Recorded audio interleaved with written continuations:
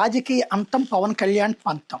తద్వారా ఒక సామాజిక వర్గం అంతా పెద్దిరెడ్డికి శత్రుత్వం. అట్లాగే పెద్దిరెడ్డి కుటుంబం మొత్తాన్ని ఆర్థిక, రాజకీయంగా ముంచేయటం అన్నటువంటిది మరొక వైపున తెలుగుదేశం పార్టీ శపథం. తద్వారా అక్కడ మరొక సామాజిక వర్గానికి శత్రుత్వం. ఇలాగే వీళ్ళిద్దరిని తట్టుకుని నిలబడి కలబడగలిగినటువంటి శక్తి ఉంటుందా? పెద్దిరెడ్డి మంత్రిగా చేశారు, మిథున్ రెడ్డి ఎంపీగా ఉన్నారు. ఇద్దరు ఇప్పుడు ఎమ్మెల్యే, అట్లాగే మంత్రి. వీళ్ళు వాస్తవంగా వాళ్ళ జిల్లాకి పరిమితం, వాళ్ళ నియోజకవర్గానికి పరిమితం. బట్ వీళ్ళిద్దరిని ఇదివరకు రాజశేఖర్ రెడ్డి ఎట్లా అయితే ఫ్యాక్షనిస్టు, అతను ప్రపంచానికి మంచోడు కాదు, శత్రువు అంటూ సుదీర్ఘకాలం పాటు ప్రచారం చేసి చివరికి ఆయన అధికారంలోకి వచ్చాక కానీ రాజశేఖర్ రెడ్డి గురించి పాజిటివ్ ప్రజలకు తెలియలేదు.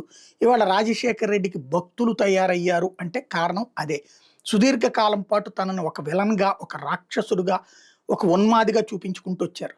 అందువల్లనే అతన్ని ముఖ్యమంత్రి కాకుండా సుదీర్ఘకాలం పాటు అడ్డుపడ్డారు.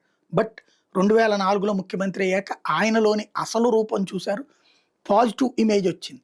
అదే సందర్భంలో తనకొచ్చిన పాజిటివ్ ఇమేజ్ కారణంగా ఆల్రెడీ అతన్ని ద్వేషించే లేదా తెలుగుదేశాన్ని ప్రేమించే వాళ్ళు అతన్ని మీదన మరింత కక్ష పెట్టుకున్నారు. ఆ కక్ష జగన్ మీద చూపించారు.